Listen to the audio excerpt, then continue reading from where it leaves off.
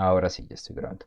Bueno, entonces, como les decía, eh, desde que se inició la materia está pronosticado hacerse un proyecto de lo que hemos visto pues alrededor de todo el semestre. Entonces, esto está cuadrado pues para entregarse después de la semana de parciales, que ya es dentro de 2 semanas. Dentro de 2 semanas, si no están al tanto, pues bueno, ya vamos en la semana 14. Está bastante avanzado el semestre. Entonces, ahorita les voy a dar como los tics, pues para este proyecto sepan que pues voy a tratar de que no sea una nota a- m- como de más, sino una nota supletoria. Pero bueno, ahorita les comento más cuando haya más estudiantes, ¿sí? Porque creo que ahorita pues no va mucho el caso siendo tan poquitos. Estarían 3 estudiantes, entonces pues prefiero darlo más tardecito, cuando acabemos la teoría, pues yo les comento, ¿vale? Eh, pero bueno, lo importante simplemente es que hoy vamos a tratar ese tema, como para que lo tengan pensado de una vez, vayan mirando con su grupo. Profe, Ujú.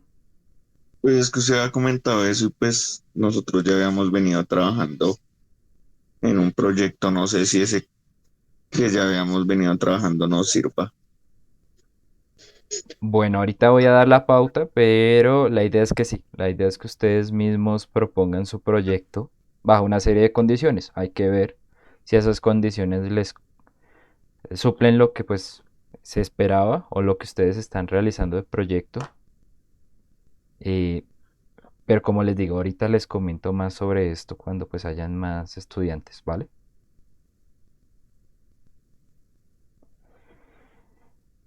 Y bueno, tener en cuenta que la próxima semana se realiza la última clase.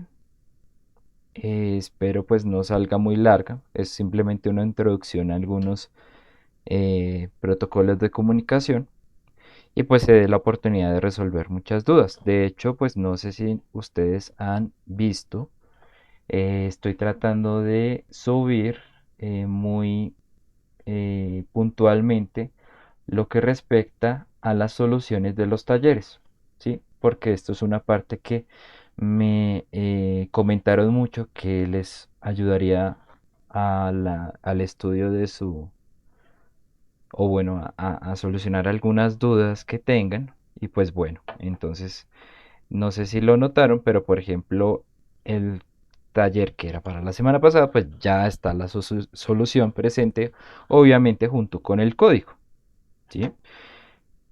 Y pues bueno, ya trataría de no pasarme este fin de semana para tener la solución del taller que dejamos la anterior semana y que tiene que entregarse el día de hoy. ¿Listo? Entonces, pues para que lo tengan en cuenta que pueden revisar esa información. Bueno, entonces vamos a empezar con la parte teórica y más tarde hablamos lo que respecta al proyecto. ¿Listo? Bueno, entonces, el día de hoy vamos a ver un tema que pues vamos a ver lo más importante, ¿sí? Que es el módulo CCP. Hay algunos aspectos que no voy a explicar en detalle de este módulo porque realmente pues constituyen elementos más sencillos y pues tenemos que enfocarnos mucho en el elemento principal de este módulo. Entonces pues bueno, ya lo verán en su momento a lo que me refiero. Bueno, por el momento hemos de decir que el módulo es eh, es un elemento que tienen los dispositivos de la familia del PIC 18F 4550, ¿sí? Pues todos los que responden al mismo. datasheet están ahí metidos y tiene incorporados dos módulos. Entonces ese módulo CSP se toma pues simplemente porque del C de captura, del C de comparación y del P de PWM. ¿Listo? Entonces es un módulo que sirve para captura, para comparación y para sacar una señal que se llama PWM, que es la que pues veremos como más directamente, por decirlo así. Entonces este módulo tiene un registro de 16 bits que puede funcionar como un registro de captura, un registro de comparación o como simplemente un PWM. ¿Sí? Tiene diferentes usos. Entonces vamos a ver en qué consisten estos usos. Bueno, en principio decir que los módulos están ubicados sobre todo principalmente en el puerto C. Espérenme que creo que esto no está conectado a la pizarra. Entonces en el módulo C los vemos representados en las entradas RC1.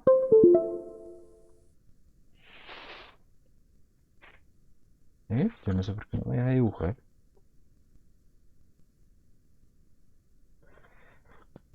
Mm, qué raro.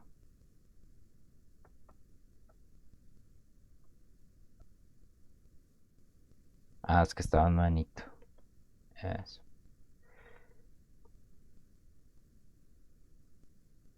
Bueno. Entonces,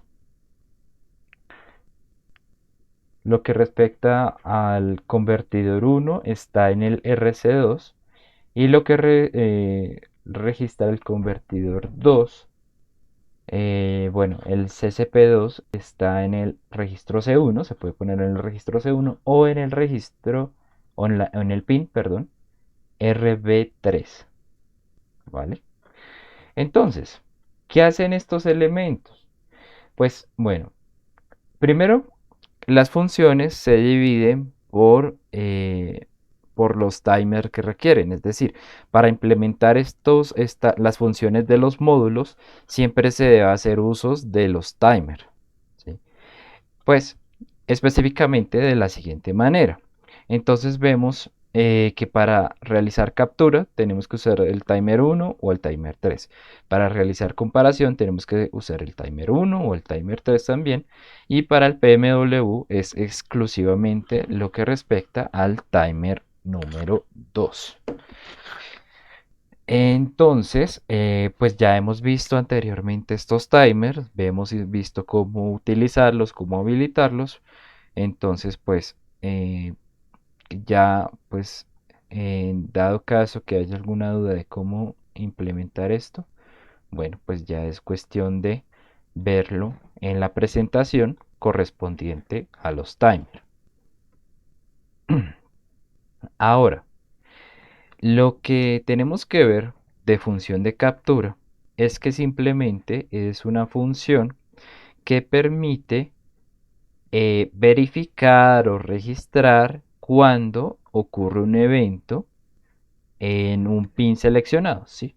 Cuando vean esta X, recuerden que es la X que nos permite diferenciar entre CPP1, el módulo 1, CPP2, el módulo 2, ¿sí?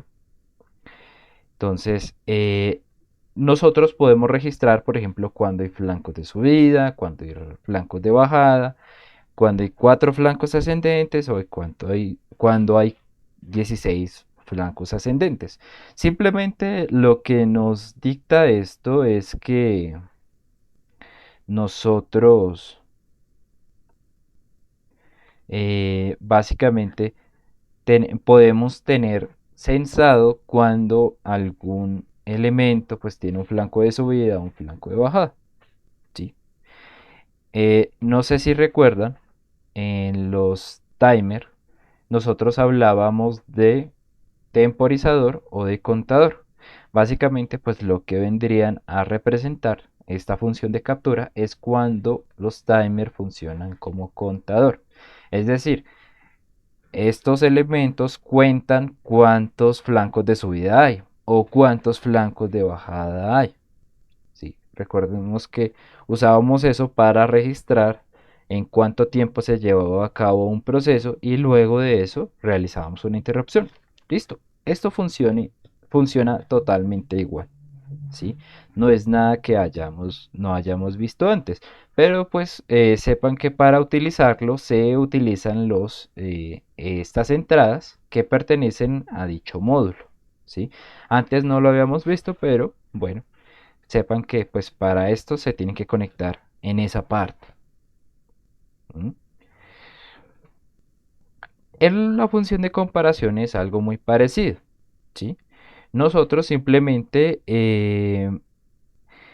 utilizamos el módulo CCP para comparar un registro que está alojado en TMR1, el timer 1, el registro donde tiene el valor del timer 1 o donde tiene el registro del valor del timer 3. ¿Sí?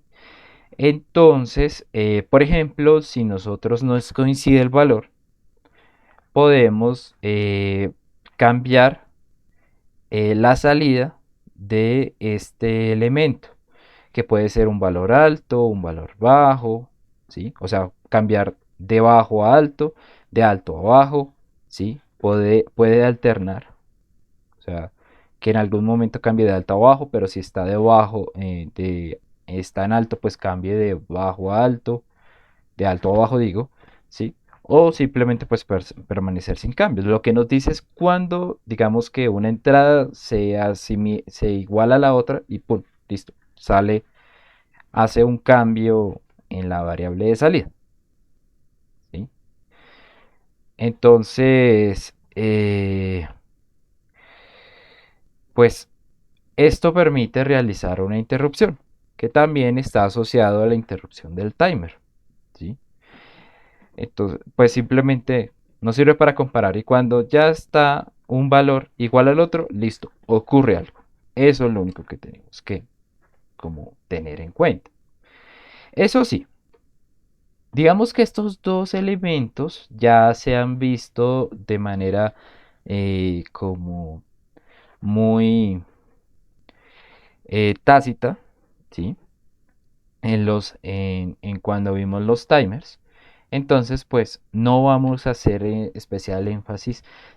Más aún porque pues ya siendo elementos que de pronto alcanzamos a ver, ¿sí? Como les digo, no con nombre propio, pero se alcanzó a ver, pues ya hay otras formas de realizar lo que estamos haciendo acá, ¿sí? O sea, nosotros podemos en código implementar rutinas que hagan exactamente lo mismo, ¿sí? Sobre todo la función de comparación. Podemos implementar las rutinas desde el software para que nos hagan absolutamente lo mismo. Aquí la única ventaja sería que pues nos ahorra, el implementarlas acá nos ahorraría espacio en el espacio en la memoria del microcontrolador. Pero más allá de eso, pues no son funciones nada raras. La que sí es una función nueva, novedosa, y espero que pues se entienda muy bien, ¿sí? Como he dicho, las anteriores pues las he pasado rápido porque, como pues, por las razones que ya he dado, eh, pero esta sí es totalmente nueva y es la que vamos a implementar el día de hoy, que es la función de PWE, ¿sí? Entonces, ¿qué es un PWM? PWM viene del término en inglés Pulse Width Modulation, ¿sí? Que pues en español sería modulación por ancho de pulsos y obviamente representa una señal digital, ¿sí? Entonces, esta es una técnica en la que pues nosotros en vez de tener, eh, miércoles me hace falta la escritura de acá, no sé por qué no la puedo hacer. Pero, bueno, es una técnica que modifica el ciclo de una señal periódica para transmitir información o para controlar la cantidad de energía que se envía a una carga. Entonces, básicamente, siendo que los elementos en general son el ciclo útil de las funciones cuadradas son generalmente al 50%, nosotros podemos modificar cuánto tiempo está el valor on de dicha señal o cuánto tiempo está el valor off de dicha señal, es decir, cuánto tiempo está arriba, cuánto tiempo está abajo de esta señal, y esto nos puede facilitar el camino para algunas funciones importantes. ¿Sí? Vamos a verlo más claramente en este video que me pareció muy bueno y dije como que bueno, para qué volver a decir lo que ya está dicho, sobre todo pues con herramientas tan buenas, ¿sí? Digamos que en algún momento quisiera llegar a ser tan bueno como estos youtubers que les voy a mostrar a lo largo de esta presentación, porque explican muy bien y tienen muchas herramientas visuales que permiten oír muy bien las cosas. Entonces, bueno, para esto necesito audio, entonces vamos a cambiar la versión, eh, dejar de presentar pantalla completa y voy a mostrar solamente una ventana.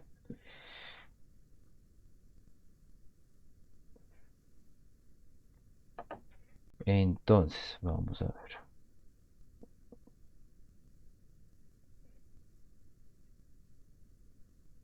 Si te gusta la electrónica Ahí se escucha, muchachos.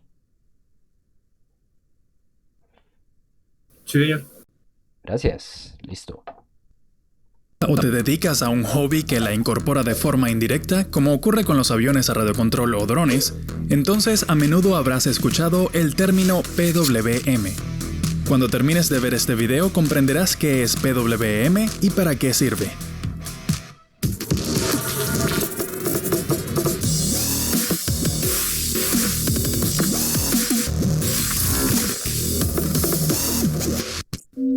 PWM, del término en inglés Pulse Width Modulation o modulación por ancho de pulso, es una forma bastante simple e inteligente de controlar señales digitales que nos sirve para variar la energía que se le envía a una carga o para codificar información dentro de esta señal. La señal digital PWM es un tipo de señal muy simple y para comprender cómo funciona vamos a hacer un pequeño circuito.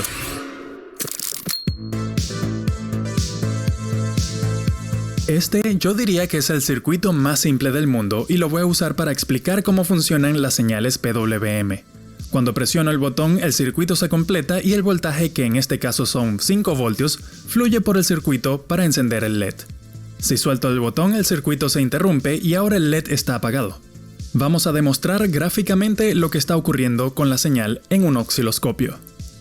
Y esto es lo que ocurre con la señal cuando presiono y suelto el botón. Esto es una señal digital. Observa cómo tiene una forma cuadrada porque el voltaje aumenta inmediatamente de 0 a 5 voltios y viceversa. Y esto es lo principal que debes entender. La señal solo tiene dos estados, es por eso que se pueden representar datos binarios con esta señal, 0 y 1, o bajo y alto. Cuando nuestra señal alcanza los 5 voltios podemos decir que está en estado alto o representa un 1 en el código binario, y cuando está en 0 voltios, está en bajo o 0 en el código binario. Pero eso es en el caso de representar datos digitales. Por ahora nos interesa es controlar la velocidad de un motor o el brillo de una luz. Normalmente estos pulsos se generan a alta frecuencia y al variar el tiempo de cada pulso se puede controlar el voltaje promedio en la salida. Por ejemplo, si tenemos un pulso de 10 voltios que esté 50% del tiempo bajo y el otro 50% alto, entonces el voltaje promedio es 5 voltios, la mitad del voltaje. Entonces, tener en cuenta esto, muchachos. Normalmente las cargas que consumen potencia normalmente basan la cantidad que reciben según el promedio de una señal. Entonces es por esto que nos comentan que si la mitad del tiempo está en on y la segunda mitad del tiempo está en off, pues el promedio sería 2.5 si la señal tope es de 5 voltios. ¿Por qué? Porque la mitad del tiempo está en un valor, la mitad del tiempo está en otro valor. En total, el promedio pues sería 5 más 0 dividido 2, 2.5. Pero vamos a ver que pues esto puede cambiar cambiando el valor del ciclo útil, que esto pues ya no lo van a explicar. Y así podemos cambiar el voltaje promedio en la salida solo cambiando el tiempo de las pulsaciones. Esto sirve para controlar la velocidad de un motor, por ejemplo, o el brillo de un LED o cualquier carga. Fíjense una cosa, si yo hago que el tiempo o sea, el tiempo en el que está más grande esta señal, Motor, por ejemplo, y podemos cambiar el a ver, voltaje promedio en la salida solo cambiando el tiempo de las pulsaciones. por ejemplo, miren, está más tiempo encendido que apagado, pero no ha cambiado su frecuencia. Entonces esto es lo que llamamos ciclo útil, el porcentaje del tiempo del periodo total que mi señal está en positivo con respecto al negativo. Cuando tenemos un mayor tiempo en encendido que en apagado, pues obviamente el promedio va a ser más grande que la mitad de los valores. Tanto que si nosotros hacemos muy mínimo esta porción de tiempo en el que tenemos apagado, o bueno, tenemos la señal en cero, pues básicamente la señal se vuelve una DC y estaría aportando unos 12 voltios completamente. Esto sirve para controlar la velocidad de un motor, por ejemplo, o el brillo de un LED o cualquier carga. Las pulsaciones.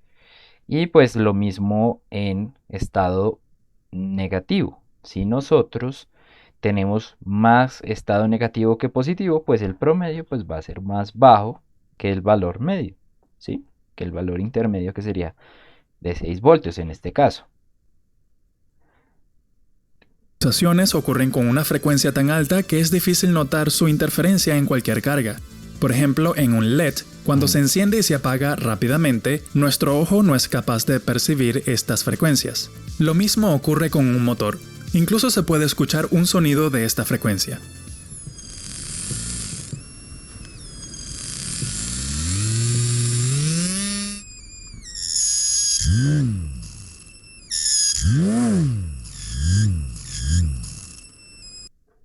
¿Qué está pasando acá? Porque las cargas como un motor o como un LED bajan y suben su intensidad, simplemente porque más tiempo les estamos enviando la señal positiva que la señal cero, ¿sí?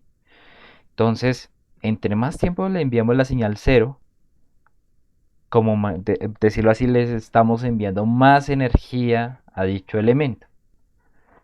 Entre menos tiempo les estemos enviando la señal cero, pues obviamente eh, esa señal no aporta energía.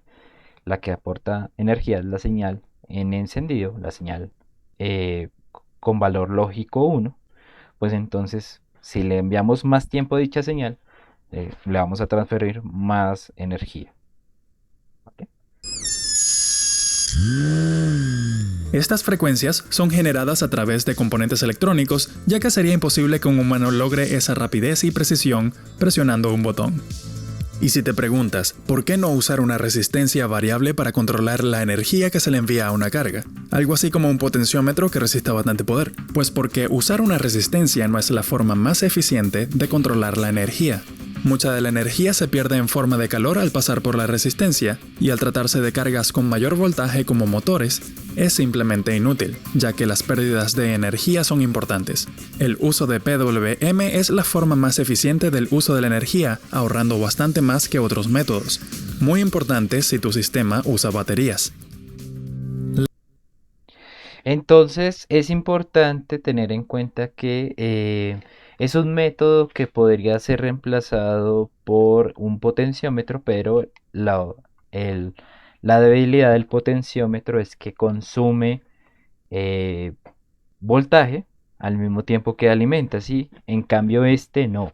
Este método permite pasar energía básicamente sin una pérdida de potencia.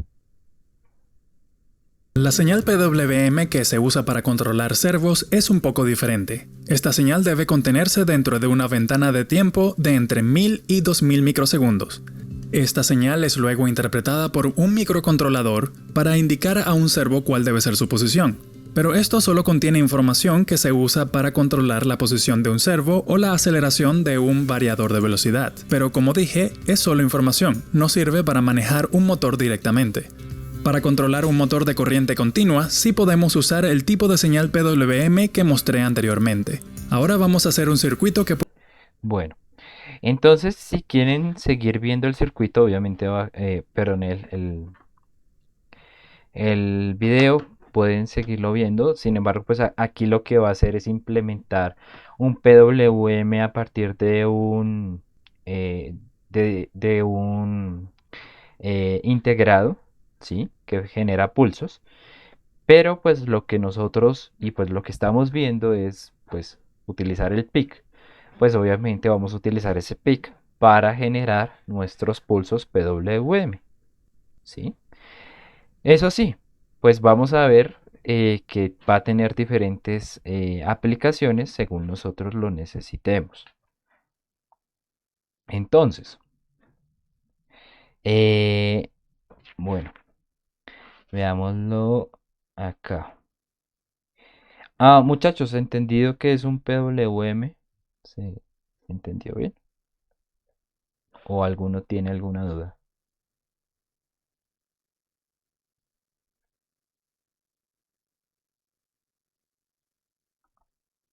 Sí, señor. Ok, bueno, no, listo. Entonces, las aplicaciones más comunes de un PWM son en general, pues, para pues, elementos que utilizan esta energía para funcionar, ¿sí? Tenemos un uso en telecomunicaciones, un uso en reguladores de voltaje o un uso en motores. El uso en telecomunicaciones es algo muy similar a lo que ya veíamos eh, de multiplexación. Entonces, un problema muy común en la transmisión de señales análogas, ¿sí? Es la interferencia de otras señales o simplemente como se le llama en la industria, pues simplemente ruido. Tengan en cuenta, por ejemplo, la señal que antes llegaba, antes del TDT, que teníamos una señal análoga que viaja en el espacio, pues recordemos que si nosotros no la orientábamos bien, íbamos a ver la señal con una cierta interferencia. Esto es porque las señales análogas pues están muy sometidas a ruido. Pero ese problema no se encuentra con las señales digitales. ¿Por qué? Porque las señales digitales son un 1 o 0. Eh, ¿Sí? O sea, es 0 o 5 voltios o 0 o 12 voltios, ¿sí? Entonces, el ruido pues es muy poco probable que alcance valores similares a ellos, pues entonces se puede regenerar básicamente una señal perfectamente. Es por eso que la señal TDT, ¿sí? Nosotros la podemos ver con una definición perfecta, ¿sí? O no tenemos señal o la tenemos perfecta. ¿Por qué? Básicamente, pues porque estamos leyendo es una señal digital. Entonces, pues la solución para enviar alguna información que necesita enviarse de manera análoga es simplemente enviar la información de la amplitud a partir del ciclo útil. Es decir, si la señal es más grande, ¿sí? Tendrá un mayor valor. eh, si la señal es más grande, el ciclo útil será mayor. Si la señal es más pequeña, pues el ciclo útil será menor, ¿sí? Entonces es una forma de enviar, eh, pues modificando eh, ese ciclo útil, nosotros podemos enviar la información de una señal análoga por medio de una señal digital y bueno, luego puede ser recuperada y decodificada para poder utilizarse la señal análoga con básicamente una precisión casi perfecta. ¿sí? Ahí la cuestión, pues esto se llama modulación por ancho de pulso, ¿sí? Si alguna vez pues ustedes se meten en el mundo de las telecomunicaciones, obviamente van a tener que ver esto muy seguido. Bueno, vamos a ver otro uso que es en reguladores de voltaje. Por ejemplo, pues ustedes no sé si lo tienen en cuenta, pero yo soy ingeniero, bueno, tengo una maestría en ingeniería eléctrica y pues básicamente, eh, pues esto es un ejercicio que básicamente me toca en cualquier Saber que un parte que regulador de tengo carga que, solar es un dispositivo. o cuando quiero diseñar algún elemento o algún sistema de generación solar o bueno, de generación renovable en su generalidad. Entonces vamos a ver.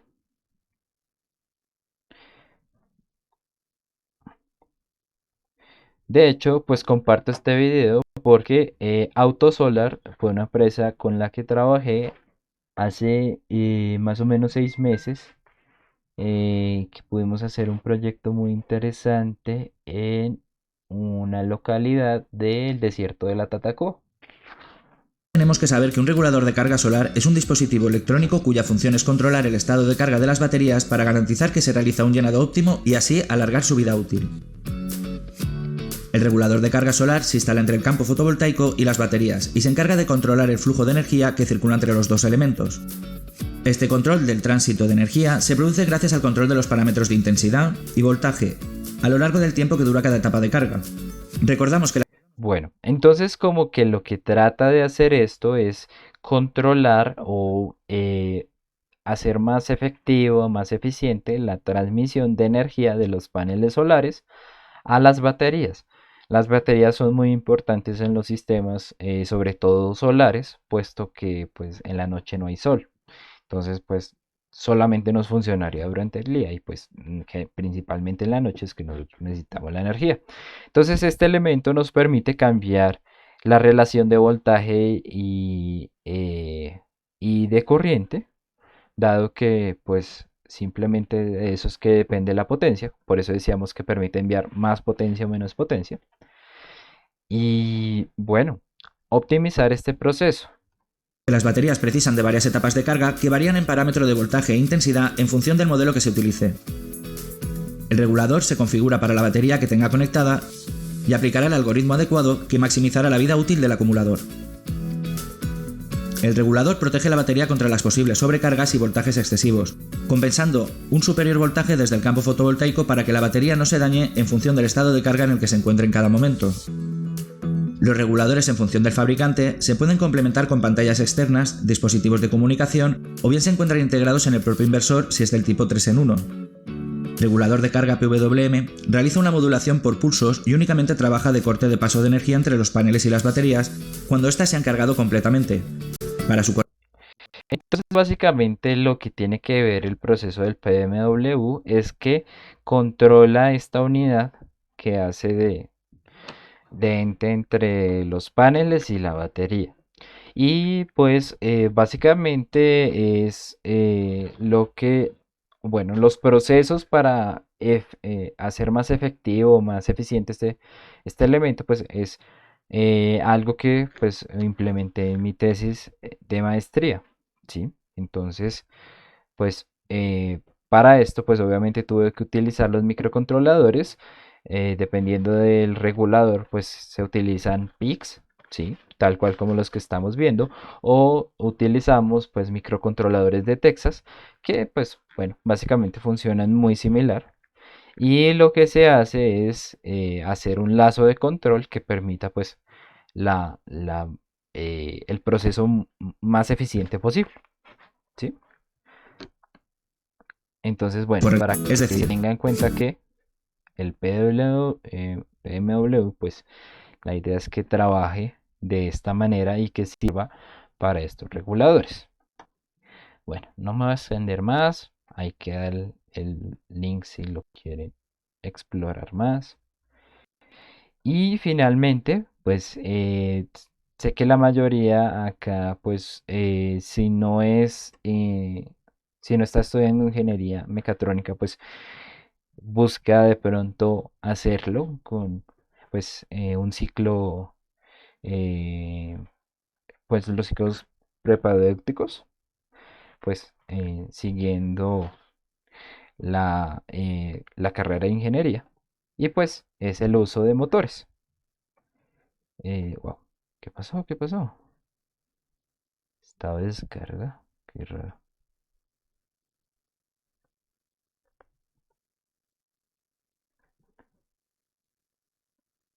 Entonces vamos a ver esta aplicación. Qué bueno. Creo que la será bastante diciente, pues.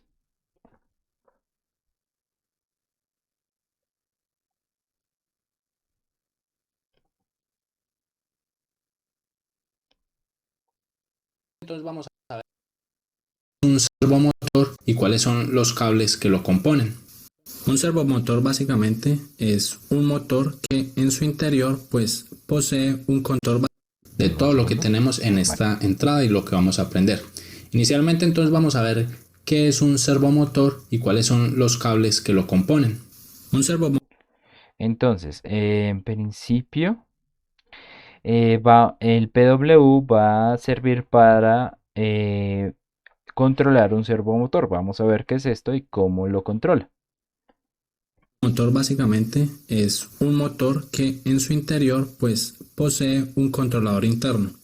Este puede ser un controlador, por ejemplo, un controlador PD, como los que hemos visto en la página. Y la diferencia con los otros motores es que a este motor pues le vamos a mandar señales para que él me entregue un ángulo. Este es uno de los servomotores más populares, conocidos como el SG90, que es un servomotor bastante bueno. Vemos que el servomotor en sí trae 3 cables, donde el cable de encima, el de color naranja, será el cable de control, donde mandaremos una señal de PWM. El cable del medio, que es el rojo, será el cable de alimentación, generalmente es más 5 voltios, y el cable de abajo pues será tierra, el café será GND. Vemos cómo es la apariencia de un servomotor y vamos a ver entonces cómo se controla con un PIC. Perfecto, como ya lo comentaba antes, pues para hacer que este servomotor se mueva vamos a necesitar una secuencia de pulsos PWM, que va a ir obviamente por el cable de control, que era el cable naranja. Pero primero, para poder entender bien el funcionamiento de este servomotor, pues vamos a ver que, como ya lo dije, él interiormente pues tiene un controlador PID, y que a diferencia a los motores DC que simplemente los energizábamos y él comenzaba a girar, pues en el servomotor solo vamos a mandar una secuencia de pulsos para que él vaya a un determinado grado. Entonces, dependiendo de la secuencia de pulsos, él puede estar en 0 grados, puede estar en 25, en 100 grados, 180, etc. Va a depender entonces del tipo de servomotor que tengamos. A ver. Hacemos un poquito. Listo. El motor entonces va a procesar la señal de pulso PWM y dependiendo de ese ancho, pues el servomotor va a saber a qué ángulo se tiene que desplazar. Generalmente entonces, como lo vemos aquí en la gráfica, el servomotor va a recibir un pulso o un periodo de 20 milisegundos. Entonces, como lo vemos aquí en la gráfica, vemos que aquí tenemos una señal PWM. Tenemos 3 tipos de gráficas. Vemos que aquí el servomotor está en 0 grados, aquí está en 90 y aquí está en 180. El periodo de este tren de pulso siempre va a ser 20 milisegundos según el datasheet del servomotor. Es decir que viene una señal de pulsos y a cada 20 milisegundos pues va yendo esa señal de pulsos, que puede ir variando de amplitud. Por ejemplo, si queremos que el motor esté en 0 grados, pues simplemente debemos mandar un pequeño pulso de 1 milisegundo y el resto, o sea los 19 milisegundos restantes, pues en 0. Si lo queremos en 90, pues tenemos que mandar un pequeño pulso de 1.5 milisegundos en alto y el resto, o sea los 18,5 milisegundos en bajo. Y por último pues 180, que sería como el ángulo máximo, simplemente mandamos 2 milisegundos en pulso en nivel alto y los 18 milisegundos restantes en nivel bajo. Entonces básicamente lo que vamos a hacer con el pic es esta secuencia, hacer de que el tren del pulso se repita aproximadamente cada 20 milisegundos. Estos 20 milisegundos no son estrictos, puede estar variando por entre unos 16 a 20 y pocos. Tampoco es que tenemos que seguir rígidamente estos 20 milisegundos. Y básicamente lo que sí vamos a tener que respetar es el ancho de pulso positivo, que ya vemos que para que él se desplace en diferentes ángulos, pues vamos a tener que darle este tipo de pulsos. En este video Mm, bueno, entonces básicamente lo que va a hacer él es implementar esto.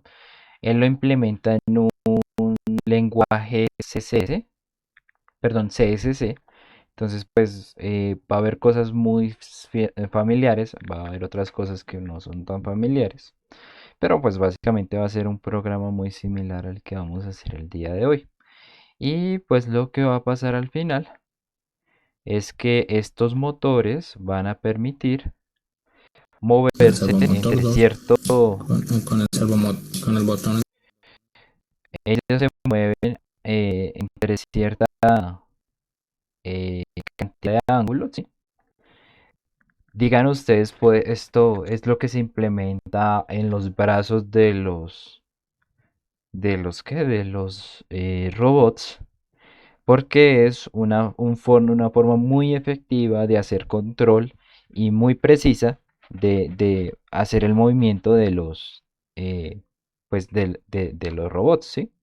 O sea, como todos los brazos robóticos tienen implementado esto y funcionan a partir de PWM, ¿sí? Para que lo tengan en cuenta. Entonces, pues, van a verlo si siguen por la rama de la mecatrónica. Y es importante, pues, tener en cuenta cómo sacar esos PWMs. Bueno, entonces, ya con las funciones, o bueno, con las aplicaciones como vistas, pues, y como dada la importancia de esto, pues vamos a ver qué tenemos que hacer para configurar, para que nuestro PIC saque una señal PWM según el ciclo útil que nosotros necesitemos. ¿Listo? Entonces, para la configuración, pues como siempre vamos a ver primero los registros. Entonces, hay el registro CCP 1 con, es obviamente para el módulo CCP1 y CCP2 con es para el registro CCP2. Estos registros permiten controlar y configurar los módulos. ¿Listo? Aquí especialmente pues vamos a utilizar el de PWM. ¿Sí? Entonces pues los demás son para modo captura. Como ya lo habíamos visto antes, pues aquí tiene, bueno, qué va a hacer con cada valor, pero pues el PWM sí, ya es otro uso aparte. ¿Mm? Ahorita vemos qué tienen que ver estos elementos. Bueno, el registro T2CON, porque pues como ya vimos el PWM funciona con el timer 2, entonces obviamente tenemos que utilizar este registro, no habíamos hecho mucho énfasis antes en este registro, pero pues aquí lo vemos. Él tiene un POTS scale, un escalador después del proceso, ¿sí? Que permite como cambiar esa relación que nos da. Ahorita pues vamos a ver que no vamos a utilizar estos podscaler o prescaler, ¿sí? Eh, o bueno, si los usamos, simplemente utilizamos las ecuaciones según lo necesitemos. Y vamos a ver que también tenemos un registro que permite accionar o apagar nuestro timer 2. Y pues junto con ellos otros registros. Tenemos el registro PR2, que pues es un registro en donde se guarda un valor determinado. También tenemos los registros. Wow, esto me quedó de diferente tamaño, qué raro. Eh, donde se guardan las configuraciones de ciclo útil. ¿Sí? Profe, Sí, señor. ¿se está presentando diapositiva? Uy, Dios mío. Sí, hace rato. Claro. me confié. Mm, Bueno, pero repaso. Mm, Miércoles, grave, grave.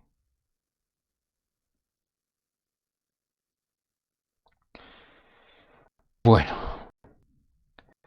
entonces, como iba diciendo, pues para la configuración del PWM utilizamos estos registros, ya vamos a ver cómo los usamos, no se preocupen, así como siempre, pues los vemos primero y luego sabemos cómo implementarlos, ¿sí? Eh, y bueno, entonces la configuración del PWM se basa básicamente en darles valores a estos registros que hemos visto anteriormente, según la frecuencia de oscilación y el ciclo útil que queramos. ¿Mm? Y también de habilitar el timer 2. Entonces, habilitamos el timer 2, lo configuramos correctamente y pues ya podemos utilizar nuestro PWM. Perdón. Listo. Para la configuración de estos valores, pues necesitamos unas ecuaciones, las cuales están acá. Entonces, pues aplicando estas ecuaciones, nosotros podemos saber los valores que tenemos que meter en ciertos registros para que nuestro PWM, si PWM funcione según lo que nosotros necesitamos. ¿Sí? Pero pues ahorita lo vamos a ver más detenidamente utilizando un ejemplo, ¿no? Bueno. Eh, no sé si haya alguna duda adicional de pronto en las aplicaciones. Pues de esto ya lo vamos a ver ahorita con un ejemplo, entonces pues se entenderá mejor. Pero ¿hay alguna duda que resolver en este momento, muchachos? ¿O todo bien?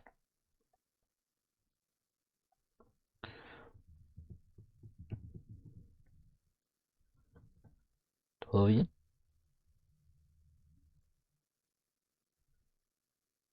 Bueno,